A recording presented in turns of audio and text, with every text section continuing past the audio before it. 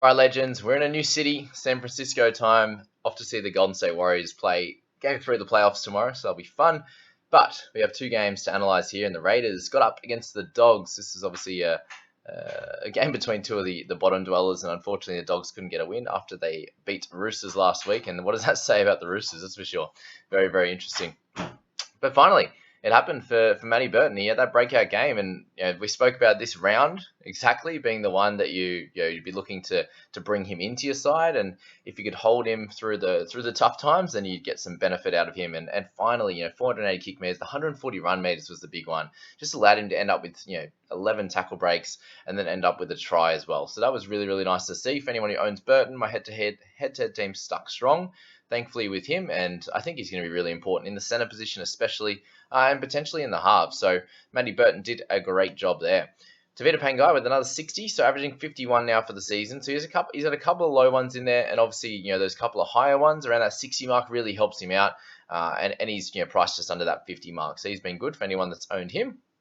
To only get the one offload and score 60 still, I think is really, really good signs for his scores.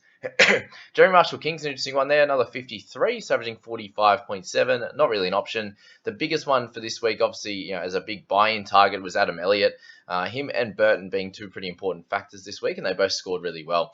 Elliott picked up 61 minutes for 52 points, so a nice stint at hooker there before moving through the middle. 150 meters run was awesome to go along with his 28 tackles for 43 in base was really, really nice there. Obviously, the one off-road, the one turnover tackle, and even a forced dropout. So had a really, really nice game, only the 4 in negative. So this probably not something we'll expect every week, but a 52 for someone who's priced really, really low and has a low break even, we're going to start making some cash for him. So anyone who brought him in, well done. My team did, thankfully. The People Squad decided to go for someone a little bit lower here, who will eventually score really well. And that's going to be Josh Jackson. So he comes out with a 48 in his 55 minutes there. 40 tackles in that time is really, really, spectacular, to be honest. A couple of tackle breaks and offload with 53 run meters. So pretty much how we'd expect. Probably scored better in the amount of minutes that he got than a lot of us would have thought. But that's 48. You'll take that, and hopefully you can move back to the 80 minutes from there. Making 40 tackles, they might have went, there's either they had him at 55 minutes, going to play that much anyway, or it was like, he's really worked hard for his 40 tackles in that 55, and we'll bring him off, and there'll be other games where he'll run the ball a bit more and tackle a little bit less, and hopefully can get up to that 80 minutes. But a nice return for Joshy after having COVID the week before. All right, other guys to speak about. Maxi King's obviously a pretty important one. A 43 from him in his 41 minutes, so 38 tackles, no offloads and tackle breaks for him. So really, really good, to be honest, to be able to get 43, a nice PVM over 1 without any attacking stats, but no negatives was really, really good for Maxi King, our vice captain in the People Squad. Okay, Paulie Vaughan, a little bit of a lower one for him. We got Corey Waddell, who's actually been losing money and has been starting a fair few games, which has been interesting. Tomoko is getting fairly cheap now, an okay score for him. Corey Hauer-Naira playing 36 minutes off the bench, so again, it's hard to work out the minutes for a lot of these guys. Tarpanay with 46 minutes as well, so a lower score for him, even though he ran for 200 meters there. Chotrik's there with 35 in his 80 minutes, so he was solid without being spectacular, and he's averaging 25 for the year, so he's super cheap player there. Tommy Starling sort of 34 in his 59 minutes, just not a really great game for him. The 3 missed tackles for lower tackles there. The minutes is fine, but that's what I said. When you got him for 80, you can get that extra run to get an extra offload or a tackle break and just get that extra 10 or so tackles, which always sits him about that 45, even closer to a 50 floor. But with the lower minutes, it's just really frustrating. So he's priced just not too far under that 50 mark, around the 47 there, and he's averaging accordingly. So I think he's going to be fine. Don't stress too much with him. He's playing around 13. At a minimum, you're keeping him till then, and you can make decisions from there. Right, and starting with the low ones. Again, low minutes for him, coming off the bench after starting a lot in the 13 role. Jordan Rapana is getting a little bit lower as well. Another 24 for him. He'll lose a little bit more cash. And then, following on from there is the Brad Schneider one. It's a very interesting one there. You've got the 6 missed tackles this game, which is very unlike him. And he's been someone that's been around that 25 to 30 tackles a game for 0 to 2 misses. That's, a kind of a regular occurrence there. And unfortunately not for this game. Only 45 meters run, the one offload. Kick meters were fairly low. Matt Foley kicked for a decent amount as well. And ended up scoring a try, which we didn't speak about, but you got 51, and Just with Whiten being out for the one more week, he won't be an option. But the 393 for Frawley with Schneider in kicking for lower amounts was a little bit annoying. But again, Schneider's someone that he's not too expensive, and he doesn't have to average a crazy amount for him to be worth it in your squad heading into round 13. So just breathe with Schneids. You can decide if you want to play him or not. When Payne Haas is back, potentially you could have him as an 18th or 19th man as like a loop option or something like that, and don't have to play him. But up to you on that one if you want to continue trying with him or not.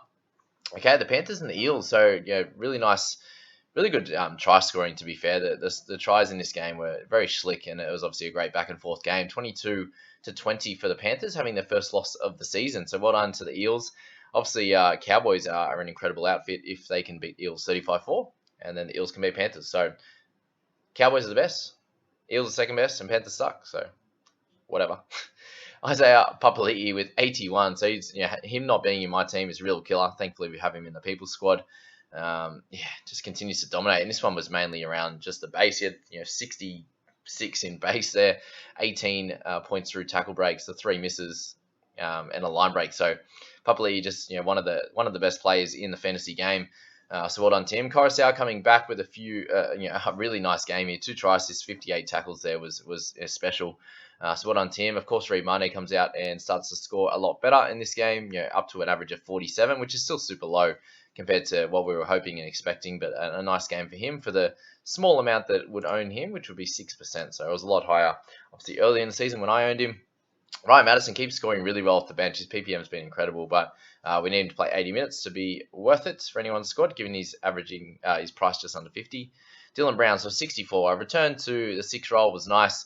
We got that extra try at the end, the extra, 10 points with the run meters. So he would have got around a 50-54 without that, just from the 28 tackles and 120 run meters with 5 tackle breaks. So really nice for Brownie to get that score. And I think, we can hold him now through the origin period, and hopefully he doesn't get pushed back into the centers, and they can obviously keep their centers and wingers on the park so they don't have to move it. And that's the reason they did move it, guys. It's just because they had pretty much all their stocks that were gone, unfortunately, in the centers and wings for especially that left side. So that's that. Gutho with a 63, so welcome back to him. Taylor May just continues to be dominant there with 2 tries, 5 tackle breaks, 192 meters. So to have him and To'o on either side is pretty special. Isaiah Yeo with another 60, just pumping it out. Another 80 minutes and 60 in base, so beautiful. Dinapolo as well was really nice for 52 in his 61 minutes. So for the small amount that have him, well done. Moses, 51 this week. You take that against the Panthers. A really nice side there. Obviously, 3 goals kicked to the 1 try. This was solid, but 754 kick meters. So you imagine that last year, you're getting 37 points when it was halved.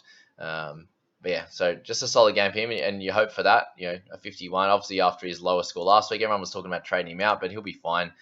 He's obviously not going to play the best teams in the comp every week too. So that's that. Dylan Brown, Dylan Edwards, nice scores, 51 and 58. Kick out, Cleary, the 45 is the real killer here. Had the line break as well, and a line break assist, couple of goals, and just other than that, really just a -8. Just nothing really happened for him. So a very low score for Cleary, unfortunately, this week for those that captained him, which would be the majority of people in the top 5,000. He's owned by a big selection now. But if you manage to miss out on him and not own him, you obviously missed out the last bunch of weeks. But this week you've really dominated. And if you've got a Nico Hines or something as captain, you should be able to do well this week. A nice return for him. So I wouldn't be looking to pick him up. I'd say he'll be in Origin. So just let his price drop a little bit, and we can go from there with him. Spencer Lanier, if you held on to him, you saved his low score last week. So it's going to be up and down if he's scoring tries or not. And he has scored a bunch this year. Stephen Crichton, if you're holding on to him, he's solid with his 40. Played a lot better than scored a lot better than what Isaac Tungo got. But yeah, Crichton solid as. Penasini as well had a really nice try assist there on that right side. Always looked like he could have scored himself if he tried to go back in. I think he was scared of going out. But I think if he did put a little step on, he could have dived in the corner there. But got the nice try to Gutho anyway. 5 missed tackles for him is a little bit out of the ordinary. But for him to get the offload, 3 tackle breaks, the try assist there. Pick up 35 against the Panthers there. You'll take that for sure. Luai so low at the moment. Remember he got to like 600k last year. Strange. Liam Martin, another low game. So Tungo 22. So had a A solid bunch of runs. 108 meters is okay. The 16 tackles, he had -10 and no attacking stats. So the 22, again, a bit of a worry, but I think you just continue to hold him. I don't see the reason for trading him out. Majority, he's averaging 42.7, so still priced accordingly to that. So that's that. And then Perham with a 5 in his 80 minutes on the park. So that was that's to round out this beautiful week of Friday night footy. So I hope you guys enjoyed those two games and got a lot out of this analysis. And any of those guys that you are worried about, thinking about rage trading, whatever you're doing there, just breathe. Listen to my my chats on each of the games each and every day, and hopefully you'll learn a lot. And we'll catch you in the next video, guys. Enjoy the Saturday games.